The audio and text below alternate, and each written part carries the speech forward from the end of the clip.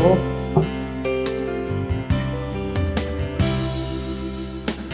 what we had done in the last class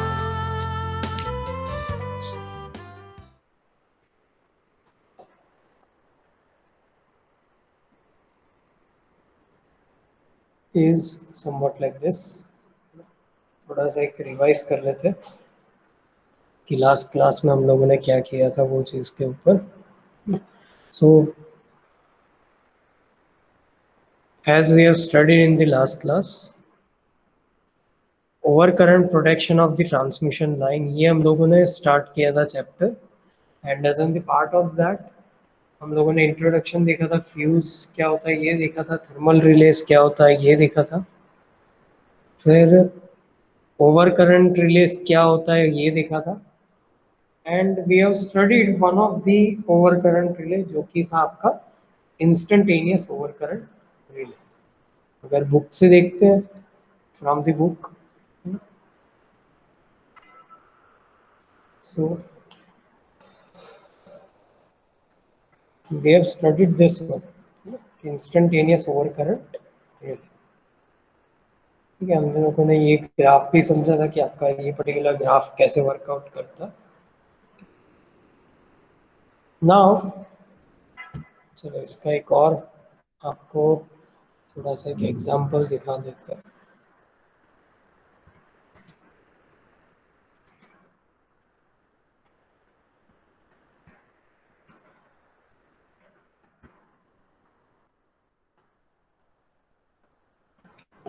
So that you can understand in much better way. Just I want to show you one of this figure.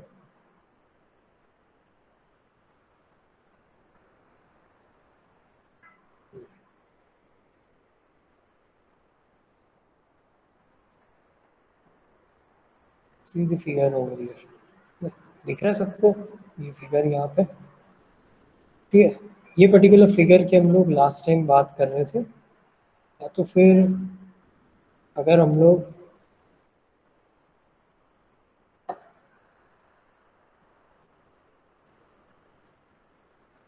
ठीक है, ये figure देख लो यहाँ पे, चाहे यहाँ पे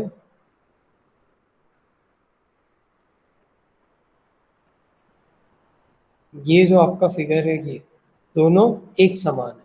ठीक है, why I am showing this so that you can understand कि what we were talking about previously. ठीक है, the instantaneous kind of relay, इसका कंस्ट्रक्शन यहाँ पे जो आपको लेफ्ट हैंड साइड पे दिख रहा है इमेज, उसके जैसा कुछ होता है. कि यहाँ पे क्या होता है आपका कि दिस पर्टिकुलर वन है ना, ये जो दिख रहा है यहाँ पे इतना, उसके इसको क्लिक कर लेते हैं.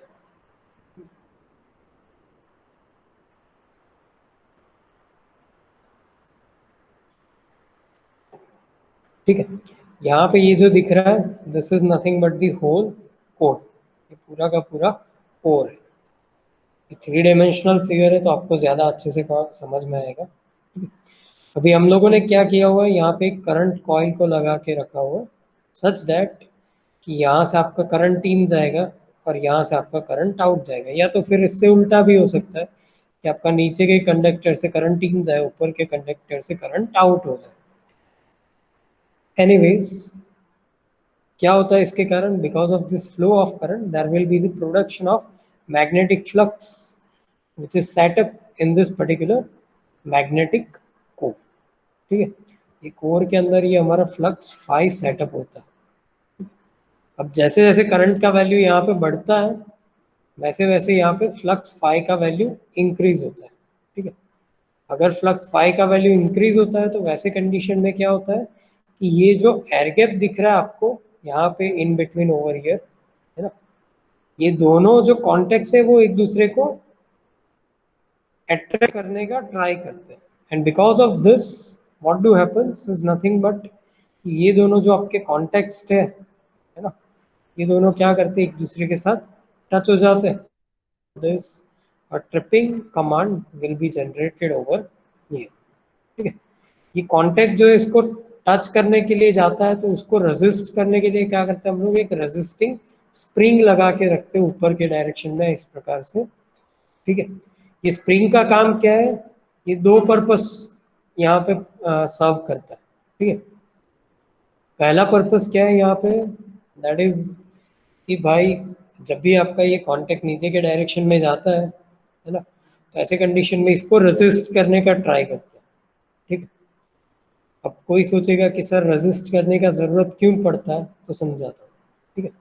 जैसे कि क्या, कि हमारा जो relay that is rated at the 100 ampere, 100 ampere जाए उसके बाद आपका ये वाला कांटेक्ट जो है वो टच होना चाहिए, ठीक है। या फिर 100 एम्पियर से ज़्यादा करंट जाए तब आपका कांटेक्ट टच होना चाहिए, अदरवाइज नहीं होना चाहिए। ये हमारा रेटिंग है, ठीक है।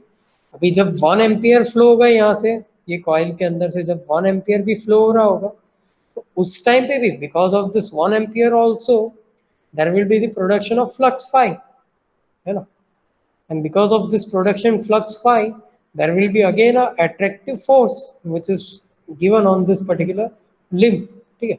अगर रेजिस्ट करने वाला कोई मटेरियल ही नहीं होगा, मान लो कि आइडियल कंडीशन है आपका, है ना, थोड़ा छोटा सा भी फोर्स लगने के ऊपर क्या हो सकता है कि ये डायरेक्शन में अट्रैक्ट हो जा सकता है, तो 1 एम्पियर के ऊपर भी वो अट्रैक्ट हो जाएगा, ठीक है। हमें क्या चाहिए, स्पेसिफिक 100 एम्पियर तक रेजिस्ट होना चाहिए, 100 एम्पियर तक ये अट्रैक्ट होके यहाँ पे टच नहीं होना चाहिए। उसके लिए क्या चाहिए, ये रेजिस्टिंग स्प्रिंग चाहिए, ठीक है। This is one of the purpose, ये एक पर्पस हुआ इसका, है ना। दूसरा पर्पस क्या है कि एक बार आपका ट्रिपिंग कमांड इनिशिएट हो गया, सर्किट ब्रेकर ब्रेक कर लिया, उसके बाद क्या कि ये कांटेक्ट यहाँ पे टच होके नहीं रह सकता, उसको वापस भी तो ले जाना है हमें।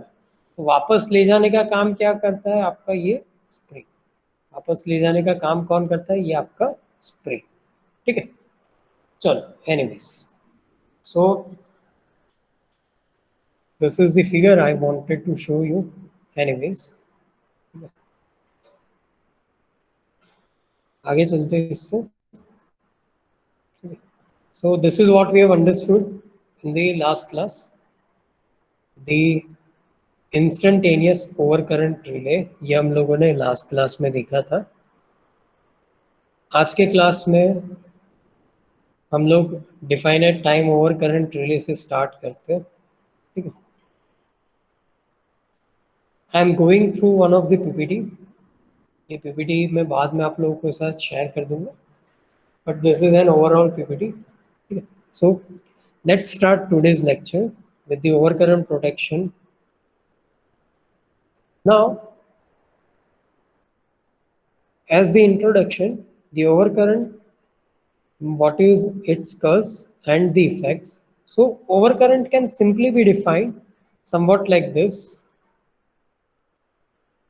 that overcurrent is nothing but in an electrical power system, overcurrent or excess current is a situation where a larger than the intended electrical current exists through a conductor, leading to a excessive generation of the heat and risk of the fire or damage to the equipment, ठीक है।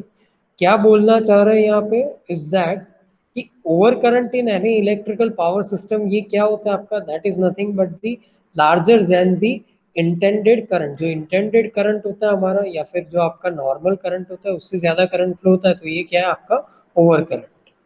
अभी ये क्या करता है, this leads to the excessive generation, ये क्या करता है, तो कि भाई एक्सेस अमाउंट में हीट को जनरेट करता है आपका, सबसे पहला तो इसका जो आउटकम है वो, है ना। सेकेंडली ये क्या करता है, it do rises the risk of the fire, fire होने के चांसेस आपके ज़्यादा हो जाते हैं। और तीसरा क्या, इट गिव्स द डैमेज, और it gives the damage to the equipment, ठीक है। What can be the causes, किसके कारण होता है आपका ओवर करंट, तो simply there are the few reasons why the over current do happens. एक तो आपका शॉर्ट सर्किट हो सकता है, दूसरा आपका एक्सेसिव लोडिंग, मतलब आपका जैसे कि नॉर्मल आपका जो 3 पिन प्लग होता है उसके अंदर आपने 15 एम्पियर का कोई इक्विपमेंट लगा दिया, तो that will be the over current kind of case, ठीक है। फिर incorrect design of the any machine, है ना, और incorrect design of the system and the ground faults, this are the few causes because of which the overcurrent do happens in the system. And what would be the effect of the overcurrent is simply somewhat like this कि equipment overloading and equipment damage. दो चीज होता है overcurrent होने से, एक तो क्या इक्विपमेंट का ओवरलोडिंग हो जाता है और दूसरा क्या इक्विपमेंट आपका डैमेज हो सकता है. ठीक है, चलो going to the next slide. Overcurrent relays. Now what is overcurrent relay, तो ये यहाँ पे समझाया गया हुआ है आपका कि first point, a protective relay which operates when the load current exceeds a preset value is called an overcurrent relay. Simple है समझना है ना कि अब प्रोटेक्टिव रिले ये एक ऐसा डिवाइस है, प्रोटेक्टिव रिले है जो कि क्या करता है, ऑपरेट करता है when the load current exceeds a preset value. Read carefully, it says preset value, मतलब पहले से कोई जो वैल्यू डिफाइंड है उससे अगर ज्यादा करंट फ्लो होता है तो ऐसे कंडीशन में ये प्रोटेक्टिव रिले आपका ऑपरेट करता है. तो ऐसे रिले को क्या बोलते हैं हम लोग, this is nothing but a over current relay. Next point पढ़ो. The value of the preset current above which the relay operates is known as in the pickup value. This is what we have seen, है ना कि pickup value क्या होता है, the value of the preset current, पहले से जो defined हमारा करंट है जिसके ऊपर above which the relay operate, जिसके ऊपर अगर आपका करंट का वैल्यू जाता है तो आपका रिले ऑपरेट करेगा. ऐसे वैल्यू को हम क्या जानते हैं, as in the pickup value. ठीक है, नेक्स्ट पॉइंट देखो क्या है. Overcurrent relay offers a cheapest and simplest form of protection. Overcurrent gives a cheapest and simplest, एक फ्यूज बनाना या फिर सिंपल टाइप ऑफ एमसीबी बनाना काफी ज्यादा महंगा नहीं होता है, तो चीप है और आपका सिंपल है. ठीक है, नेक्स्ट पॉइंट क्या है. These relays are used for the protection of the distribution lines, मतलब आपका जो distribution transmission lines होते हैं उसकी बात कर रहे हैं, है ना. लार्ज मोटर का प्रोटेक्शन भी कर सकते हैं इस प्रकार के रिले से, as well as the power equipments and industrial systems, इन दोनों का भी आप लोग प्रोटेक्शन प्रोवाइड कर सकते हो with the use of the over current relay. But as we have discussed in the previous class, definitely जो आपका प्रोटेक्टिव डिवाइस होगा सभी के लिए, जैसे कि डिस्ट्रीब्यूशन लाइन के लिए जो ओवर करंट का प्रोटेक्टिव डिवाइस होगा, जो लार्ज मोटर के लिए होगा, जो पावर इक्विपमेंट के लिए होगा, जो इंडस्ट्रियल सिस्टम्स के लिए होगा, ये सभी एक दूसरे के कंपैरिजन में अलग अलग होंगे. ठीक है, it's simple to understand, right. Going to the next one, what is the working principle for this kind of relays like this, है ना. पढ़ो क्या लिखा है फर्स्ट पॉइंट कि वर्किंग प्रिंसिपल क्या होता है आपका ओवर करंट रिले का. तो in an overcurrent relay there would be essentially a current coil, है ना. सबसे पहला चीज क्या चाहिए कि अगर आपको ओवर करंट रिले बनाना है तो there would be essentially a current coil, एक करंट कॉइल रखा होगा जो कि आपका यूज होता है in the over current relay. अब ये करंट कॉइल के साथ क्या होता है, when a normal current flows through this coil, जब तक आपका ये कॉइल के अंदर normal amount of current flow होता है तब तक क्या होता है, the magnetic effect generated by the coil is not sufficient to move the moving element of the relay, है ना. जब तक आपका करंट का वैल्यू नॉर्मल वैल्यू से कम रहता है तो ऐसे कंडीशन में क्या होता है, द मैग्नेटिक इफेक्ट, जो आपका मैग्नेटिक इफेक्ट जो क्रिएट होता है सिस्टम के अंदर, वो इतना ज्यादा नहीं होता या तो फिर इतना सफिशिएंट नहीं होता कि वो आपके मूविंग एलिमेंट को मूव करवा सके, है ना. As in the condition, as in this condition the resisting force is greater than the deflecting force. This is what we have seen in the image just before starting the PPT, है ना. कि आपका जो moving force होता है या फिर आपका जो डिफ्लेक्टिंग फोर्स होता है जो कि लगता है आपके प्लंजर के ऊपर, वो इतना ज्यादा नहीं होता कि वो स्प्रिंग के रेजिस्टिंग फोर्स को ओवरकम कर पाए, और उसके कारण क्या होता है आपका जो मूविंग एलिमेंट है, जो मूविंग लिम्ब है, वो अपनी जगह से हिलता ही नहीं, है ना. समझ में आ रहा है. So this is the working principle of the over current relay, one of the half, है ना, कि कब तक आपका रेजिस्ट करेगा. दूसरा पॉइंट पढ़ो क्या लिखा हुआ है. When the current through the coil increased, जब आपका कॉइल के अंदर से फ्लो होने वाला करंट का वैल्यू इंक्रीज होता है, the magnetic effect increases and After a certain level, the current, the deflecting force generated by the magnetic effect of the coil crosses the resisting force, है ना। करंट का value इतना बढ़ जाए जिसके कारण क्या होता है, आपका डिफ्लेक्टिंग जो फोर्स होता है ना, वो आपके रेजिस्टिंग फोर्स से ज्यादा हो जाते हैं या फिर बढ़ जाते हैं। As a result of this, the moving element starts to move or start moving to change the contact position in the relay, है ना। इसके कारण क्या होता है, जो आपका मूविंग एलिमेंट होता है वो अपनी जगह से मूवमेंट करना स्टार्ट होता है, और बिकॉज ऑफ विच जो कॉन्टेक्ट्स होते हैं आपके वो क्लोज हो जाते हैं, and hence your circuit breaker will have the tripping come. ठीक है, so this is the working principle for the all kind of overcurrent relay, चाहे वो आप over current relay transmission line के लिए बना, चाहे वो ओवर करंट रिले आप, हाँ बोलो क्या हुआ। सर रेजिस्टिंग रिस्ट्रेनिंग फोर्स है सर, रिस्ट्रेनिंग फोर्स मतलब। सॉरी, रेजिस्टिंग या फिर रिस्ट्रेनिंग फोर्स, है ना। हाँ बोलो बोलो क्या बोल रहे हो। रिस्ट्रेनिंग फोर्स माने क्या कि काइंड ऑफ रेजिस्टिंग फोर्स, है ना। आप चाहे इसको रेजिस्टिंग फोर्स बोलो चाहे रिस्ट्रेनिंग, रिस्ट्रेनिंग का मतलब होता है, अगर इसको हिंदी में बोले तो रिस्ट्रेनिंग का मतलब क्या होता है कि किसी चीज को रोकना, है ना। This is the meaning of the restraining. And resistance का भी या फिर रेजिस्टिंग का भी मतलब यही होता है कि किसी चीज को रोक, है ना। You can Google it if you want, है ना। बट एनीवेज, चाहे आप इसको रेजिस्टिंग फोर्स बोलो चाहे इसको आप रिस्ट्रेनिंग फोर्स बोलो, बोथ टर्मिनोलॉजीज आर सेम। ठीक है, यहाँ पे रिस्ट्रेनिंग फोर्स लिखा हुआ है, so it's okay my sir. Mistake that I read it incorrectly and I'm sorry for that, but देखो मीनिंग दोनों का सेम ही होता है, ठीक है, मीनिंग में कोई चेंज नहीं होता, और जो हमारा कंसेप्ट है वो वही का वही है। ठीक है, चलो गुड। नाउ क्या बोल रहा था मैं, हाँ, so in any of the equipment, है ना, कि चाहे आप ओवर करंट रिले की बात करते हो फॉर द ट्रांसमिशन लाइन, चाहे आप इसको कोई जनरेटर के साथ लगा रहे हो, इंडक्शन मोटर के साथ लगा रहे हो, या फिर कोई पावर इक्विपमेंट के साथ लगा रहे हो, या फिर इंडस्ट्रियल सिस्टम्स में लगा रहे हो, हर एक जगह इसका वर्किंग प्रिंसिपल यही का यही रहेगा। ठीक है, so this is the working principle of the in over current kind of relay. Going to the next slide, the overcurrent protection. So let's understand the design of the overcurrent relay, है ना। इससे पहले point समझ लेते जो यहाँ पे लिखा हुआ है ना, कि overcurrent relay are generally faded from the current transformer, है ना। अभी हम लोगों ने कुछ ऐसा समझा था कि अगर हम लोग एक बॉक्स बनाते ओवर करंट रिले का, तो हम लोग क्या जानते हैं कि यहाँ से सिर्फ एक ही इनपुट होगा, और वो क्या होगा, आपका करंट का इनपुट होगा यहाँ से, है ना। और दो आपके क्या बोल सकते हैं कि हमारा सेटिंग होता है, एक होता है आपका प्लग सेटिंग, ठीक है, और दूसरा होता है आपका time setting, right. Now the output will be the one, है ना, कि आपका जो ट्रिप कमांड है that is the only one output which we can have from the over current relay.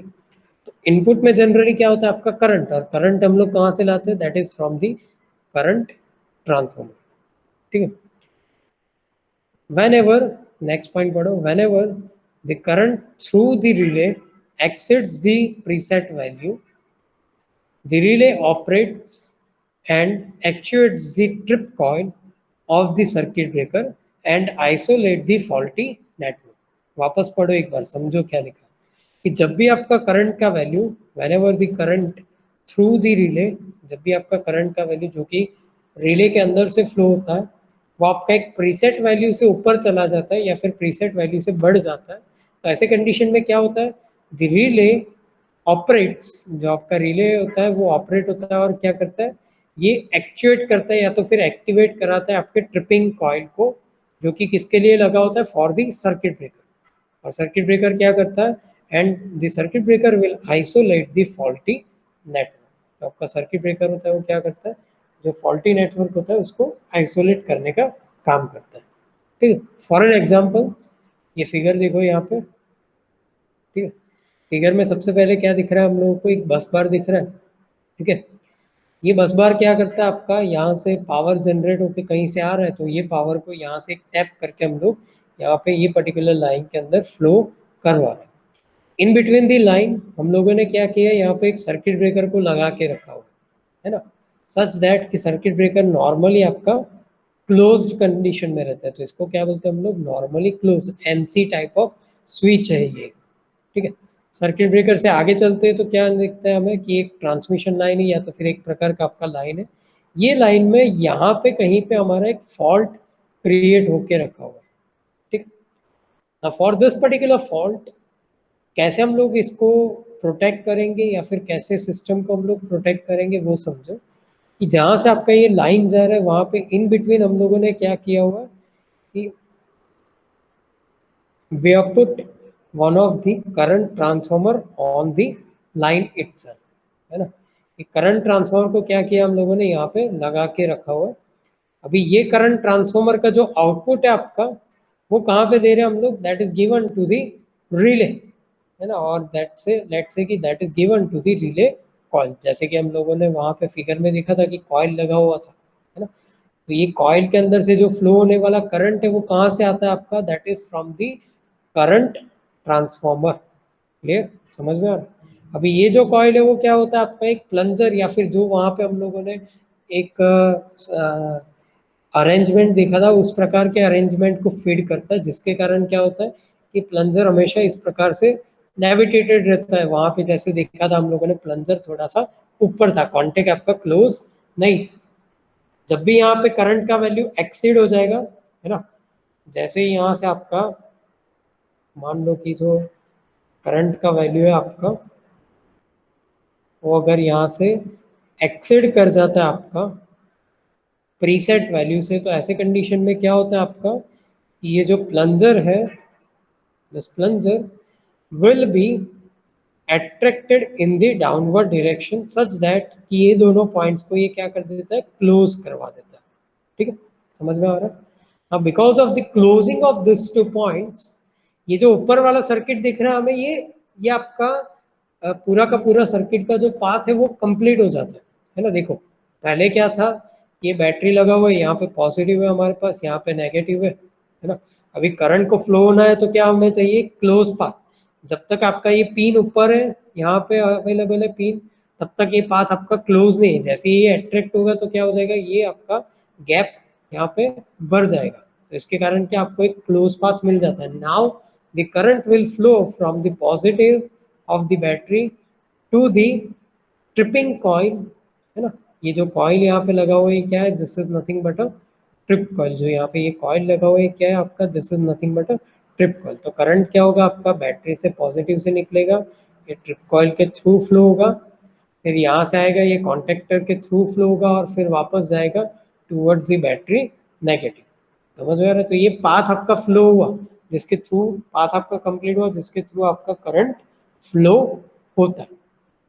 ठीक है, जैसे ही यहाँ पे करंट फ्लो हुआ तो इमीडिएटली उसके कारण क्या हो जाएगा, ये जो यहाँ पे कंस्ट्रक्शन दिख रहा है आपको, ये प्लंजर टाइप, ये एक्चुएट होगा ये डायरेक्शन में, जिसके कारण क्या होगा, आपका सर्किट ब्रेकर ओपन हो जाएगा from the normally close state to, या circuit breaker change its state to the open.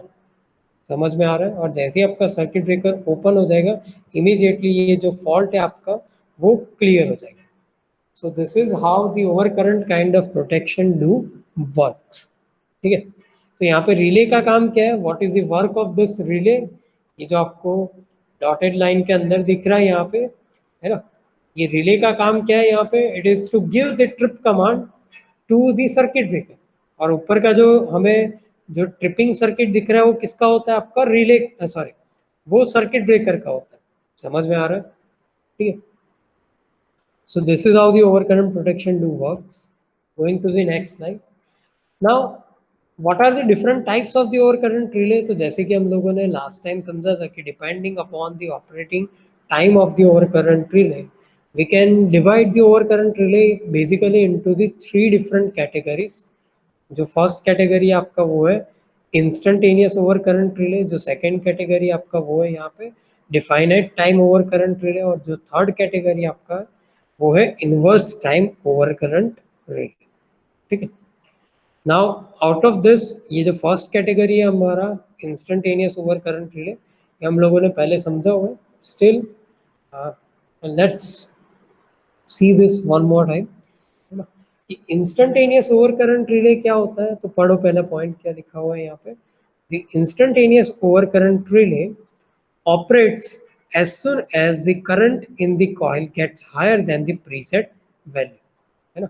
ये क्या करता है आपका कि जैसे ही आपका जो कॉइल के अंदर से फ्लो होने वाला करंट है इसका वैल्यू अगर प्रीसेट वैल्यू से ज़्यादा हो जाता है तो ऐसे कंडीशन में तुरंत ही ये वाला रिले आपका ऑपरेट कर जाता है।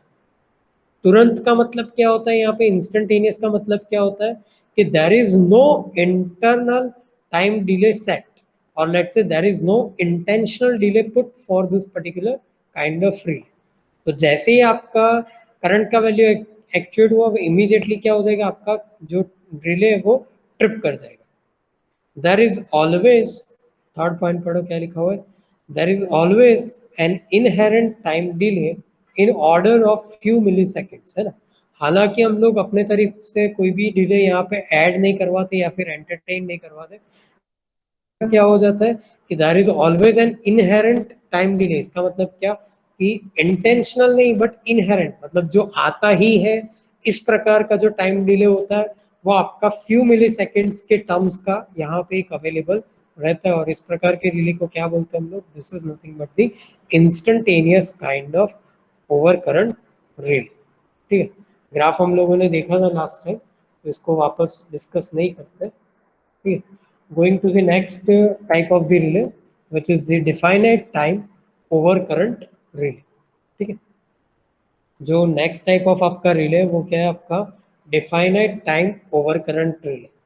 अभी डिफाइनाइट टाइम से क्या मीन करते हैं हम लोग, या फिर डिफाइनाइट टाइम का क्या मीनिंग होता है, इस सिंपली समवट लाइक दिस कि पहले वाले रिले के लिए क्या था हमारे पास, इंस्टेंटेनियस रिले के लिए कि हम लोग टाइम कुछ भी नहीं डिफाइन करते थे। आप लोगों ने पिकअप का वैल्यू सेट किया, जैसे ही पिकअप वैल्यू के ऊपर आपका करंट का वैल्यू गया इमीडिएटली आपका रिले ऑपरेट कर जाएगा। अभी इसमें एक और भी टू अपने तरफ से ऐड करते हैं हम लोग, जैसे कि क्या कि भैया पिकअप वैल्यू तो आप सेट कर ही सकते हो, पर उसके साथ साथ क्या आप लोगों को टाइम भी अगर सेट करना है, तो ऐसे कंडीशन में जो रिले बनता है उसको क्या बनते हैं हम लोग, definite time over current relay. मतलब क्या, हम लोग टाइम को डिफाइन करते हैं कि जैसे ही आपका पिकअप गया, पिकअप से ज़्यादा करंट का वैल्यू गया, तो ऐसे कंडीशन में क्या कि भैया जैसे आपको 1 सेकेंड का टाइम डिले चाहिए तो 1 सेकेंड के बाद आपका रिले ऑपरेट करेगा। अगर आपको 2 सेकेंड का डिले चाहिए तो आपका 2 सेकेंड के बाद आपका रिले ऑपरेट करेगा, एंड सो फोर्थ। ठीक है, तो इस प्रकार के रिले को हम लोग क्या बोलते हैं, definite time over current relay.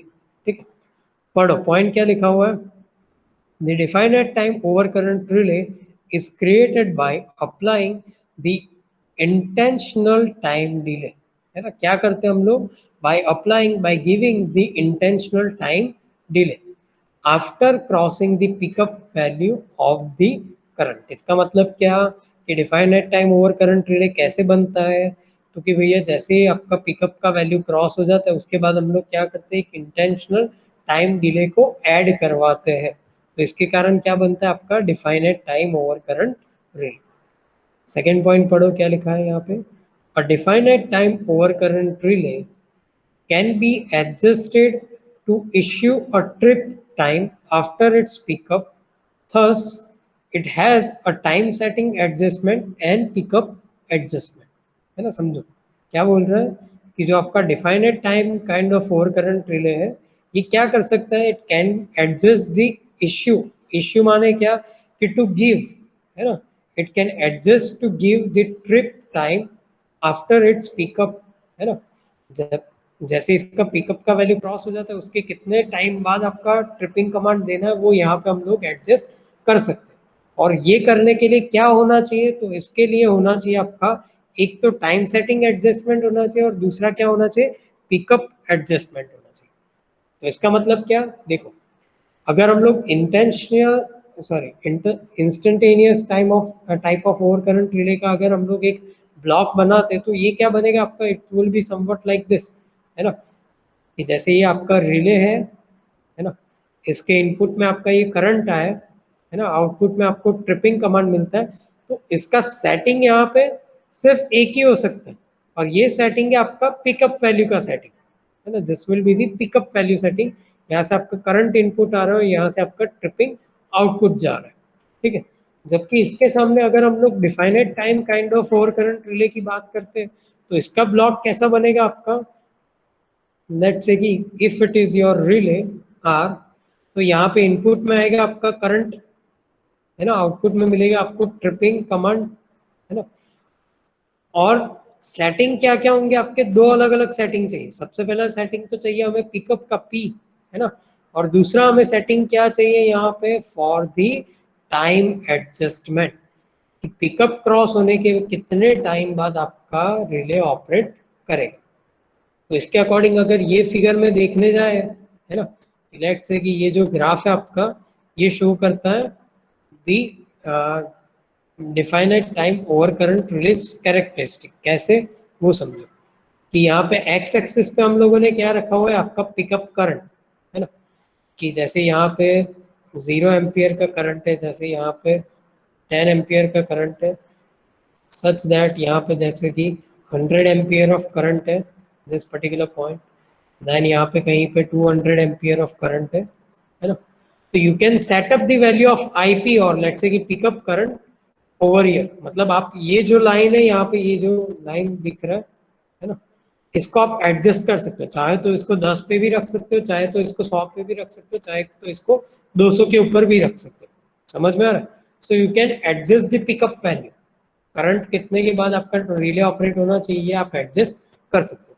इसके साथ साथ क्या, कि पिकअप वैल्यू क्रॉस हो जाने के कितने टाइम बाद आपको रिले को ऑपरेट करवाना है, जैसे कि क्या, कि यहाँ पे 0 सेकेंड का टाइम है आपका, है ना, यहाँ पे टाइम है आपका जैसे कि 0.1 सेकेंड, है ना, यहाँ पे टाइम है आपका जैसे कि 0.5 सेकेंड, यहाँ पे टाइम है आपका 1 सेकेंड, जैसे यहाँ पे टाइम है आपका 2 सेकेंड, यहाँ पे टाइम है आपका 4 सेकेंड, एंड सो फोर, है ना। अभी आपको ऐसा चाहिए कि 100 एम्पियर पिकअप आ जाने के बाद 1 सेकेंड के बाद आपका रिले ऑपरेट होना चाहिए, तो आप ग्राफ को यहाँ पे सेट कर सकते हो, मतलब ये लाइन को भी आप मूवमेंट करवा सकते हो, है ना, कि अगर आपको ऐसा चाहिए कि 100 एम्पियर क्रॉस होने के 2 सेकेंड्स के बाद आपका रिले ऑपरेट होना चाहिए, तो आपका ग्राफ कुछ ऐसा बनेगा, है ना, कि this will be the line for the pickup and this will be the line for the your time, समझ में आ रहा है। तो जब तक ये ग्राफ बनने का मतलब क्या है, लेट से मैं इसको अलग इंक से ड्रॉ करता हूँ so that you can understand the modified graph, है ना, ये ग्राफ ऐसा बनने का मतलब क्या है, जो रेड लाइन से हम लोग बना रहे हैं, इसका मतलब क्या है, देखो समझो, ग्राफ का इतना जो पोर्शन है, ये लाइन के पीछे इतना पोर्शन, कि जब तक 100 एम्पियर आपका करंट नहीं आता है ना, या फिर 100 एम्पियर से नीचे अगर करंट का वैल्यू रहता है, तो जो ऑपरेटिंग टाइम है वो आपका कैसा है, इनफाइनाइट, है ना, चाहे यहाँ तक चले जाए आपका ग्राफ तब भी आपका ऑपरेटिंग नहीं दिख, है ना, और 100 के बाद आप चले जाओ, है ना, आफ्टर दी 100 एम्पियर करंट, चाहे आपका एम्पियर 100 एम्पियर है, चाहे आपका 110 एम्पियर है, चाहे आपका 200 एम्पियर है, चाहे आपका 400 एम्पियर है, पर हमेशा जो ऑपरेटिंग टाइम है वो क्या रहेगा, that will be the fix on the 2 seconds, समझ में आ रहा है। इसीलिए इसको क्या बोलते हैं, डिफाइनेट टाइम, मतलब एक बार जो टाइम डिफाइन कर दिया, उतने ही टाइम के बाद हमेशा आपका रिले ऑपरेट करेगा, समझ में आ रहा है ना, चाहे आपका करंट का वैल्यू 100 एम्पियर हो, चाहे आपका करंट का वैल्यू 1000 एम्पियर, पर हमेशा आपका ये प्रकार का रिले क्या करेगा, that will operate after the 2 seconds if you have set the time for the 2 second, समझ में आ रहा है, ठीक है, let's go ahead. So moving towards the next slide, which is about the inverse time over current rate. अभी सबसे पहले इसको डिस्कस करने से पहले ये समझते हैं कि inverse time over current relay की जरूरत क्यों पड़ी और क्यों ये बना है ना। So let's try understand it.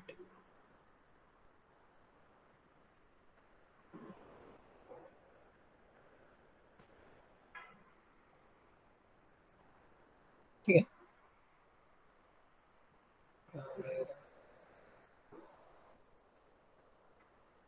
अभी ये समझो जैसे कि हम लोगों ने लास्ट स्लाइड में डिस्कस किया होगा, उसी के अकॉर्डिंग एक ग्राफ ड्रॉ कर रहे हैं हम लोग। लेट्स से कि this is the graph of the definite time over current relay। अभी ग्राफ इसका कैसा था, it is somewhat like this, है ना, कि अगर हम लोग वाई एक्सिस पे टाइम टी को कंसिडर करते हैं, है ना, और एक्स एक्सिस पे करंट आई पी को कंसिडर करते हैं, जैसे कि pickup value of the current. ठीक है। सो graph is somewhat like this. अगर इसको स्टीफली ड्रॉ करते हैं तो ये कुछ ऐसा बनेगा आपका, इस टाइप का, है ना, पूरा कंप्लीटली एल शेप। और इसको अगर प्रैक्टिकल कंडीशन के अकॉर्डिंग ड्रॉ करते हैं तो ये ग्राफ आपका कुछ ऐसा बनेगा। Instead of having this steep sharp, we will have this kind of certainly slanted kind of waveform। But कहने वाली चीज क्या है कि फॉर दिस पिकअप वैल्यू, है ना, कि जो हम लोग एडजस्ट कर सकते हैं, जैसे कि 100 एम्पियर है आपका, चाहे इसका वैल्यू 200 एम्पियर है। हर एक कंडीशन में क्या होता है कि जो डिफाइनेट टाइम है यहाँ पे, जैसे कि आपका टाइम है t1, so after the time t1 only your relay will operate, either you are having the current as in the 100 ampere, either you are having the value of current as in the 200 ampere। But हमें ये पता है कि 200 ampere of the current, हमें ये पता है कि 200 ampere of the current is much much larger than compared to the 100 ampere of the current. मतलब अगर 100 एम्पियर पे अगर हम लोग फॉल्ट गिनते हैं, अगर वही 100 एम्पियर की जगह अगर आपका 200 एम्पियर करंट फ्लो हो रहा है अगर सर्किट के अंदर से, तो इसका मतलब इसके द्वारा बनने वाला आपका damage will be much larger than compared to the damage made by this 100 ampere of the current। तो हम लोग क्या समझते हैं कि बिकॉज ऑफ दिस रिलेशन कि 200 एम्पियर आपका 100 एम्पियर से कंपैरिजन में कहीं ज्यादा अमाउंट ऑफ डैमेज क्रिएट कर सकता है, तो 200 एम्पियर अगर आपका करंट जा रहा है तो जो आपका ऑपरेटिंग टाइम है वो और ज्यादा फास्ट होना चाहिए। मतलब मान लो कि जैसे कि 200 एम्पियर के लिए आपका ऑपरेटिंग टाइम, अगर आपका इसका हम लोग T2 मान के चलते हैं, और 100 एम्पियर के लिए अगर आपका ऑपरेटिंग टाइम T1 मान के चलते, तो आइडियली क्या होना चाहिए कि 100 एम्पियर वाला जो आपका ऑपरेटिंग टाइम है T1 शुड बी, और लेट्स से कि जो आपका 200 एम्पियर के लिए जो ऑपरेटिंग टाइम है T2, तो T2 का value compare to the T1 काफी ज्यादा कम होना चाहिए। समझ में आ रहा है? जितना ज्यादा अमाउंट ऑफ द करंट, जितना ज्यादा amount of the fault current, उतना ही कम टाइम लगना चाहिए आपके रिले को फॉर ऑपरेशन। बिकॉज जितना ज्यादा करंट होगा उतना ही ज्यादा डैमेज होगा और उतना ही ज्यादा हमें खर्चा पड़ेगा। तो अगर करंट का वैल्यू कम है तो आप टाइम ज्यादा ले सकते हो, पर जितना करंट का वैल्यू कम है, सॉरी, जितना आपका फॉल्ट करंट का वैल्यू ज्यादा है, तो उसके कंपैरिजन में आपका ऑपरेटिंग टाइम उतना ही ज्यादा कम होना चाहिए। जबकि यहाँ पे क्या हो रहा है, चाहे 100 एम्पियर हो, चाहे 200 एम्पियर हो, चाहे 1000 एम्पियर हो, कोई फर्क नहीं पड़ता, same he time of operation होगा। तो ये चीज क्या है हमारा, गलत। मतलब definite time kind of over current relay को हम लोग एक्चुअल प्रैक्टिस में, या फिर हम लोग उसको प्रैक्टिकली इसका उपयोग नहीं कर सकते। ठीक है, समझ में आ रहा है? So this is the reason why we need to make the inverse type of, और let's say inverse time over current relay. अभी inverse time over current relay का क्या मीनिंग होता है कि जो आपका ऑपरेटिंग टाइम होता है टी, है ना, उसका और जो आपका करंट होता है उसका रिलेशनशिप यहाँ पे कैसा होता है, इनवर्स, है ना। मतलब क्या कि जितना करंट का वैल्यू बढ़ेगा उतना ही आपका जो टाइम का वैल्यू है वो कम होगा।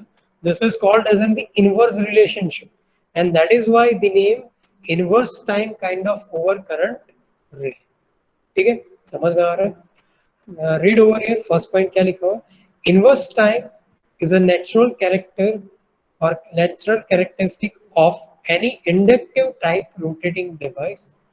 This means that The time of relay operation inversely varies with the input current. The same we have written over here, है ना, कि जैसे जैसे आपका, और लेट्स से कि the time of the relay मतलब टी की बात कर रहे हैं of the operation is inversely varies or inversely proportional with the input current. Yeah? ये जनरली आपका कैरेक्टरिस्टिक होता है for the any of the inductive type rotating device.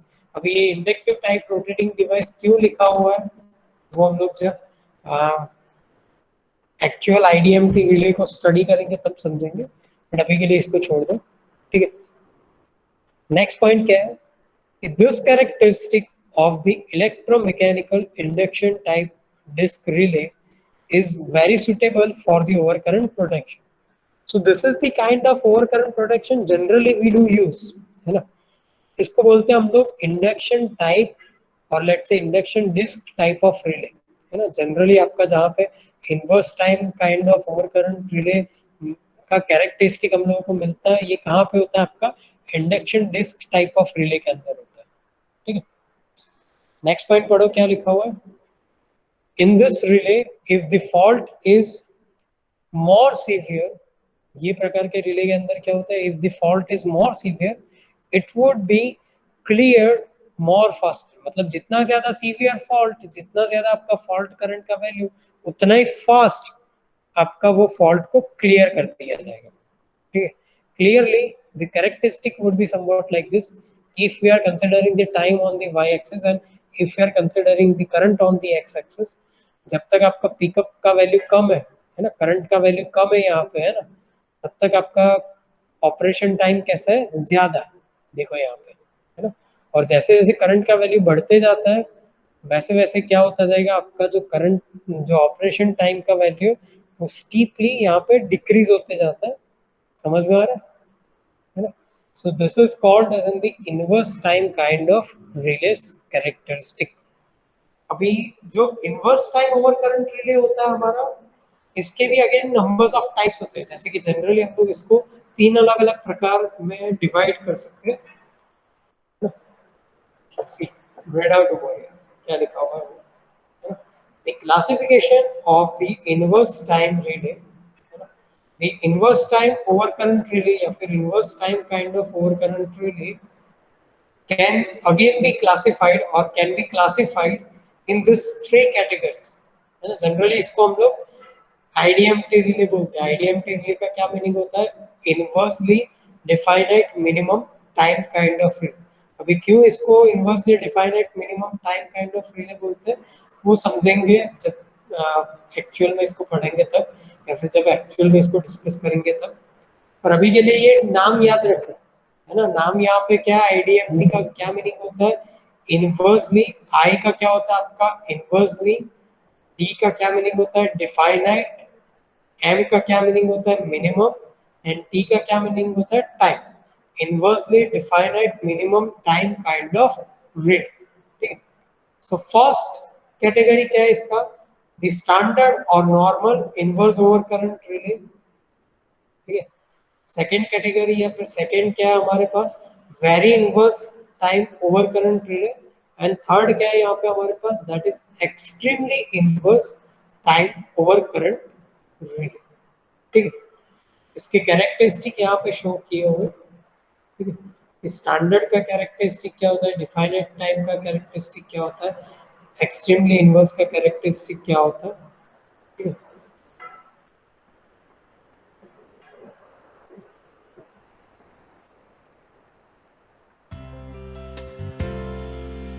So characteristic को हम लोग ज्यादा डिटेल में नेक्स्ट क्लास में डिस्कस करेंगे.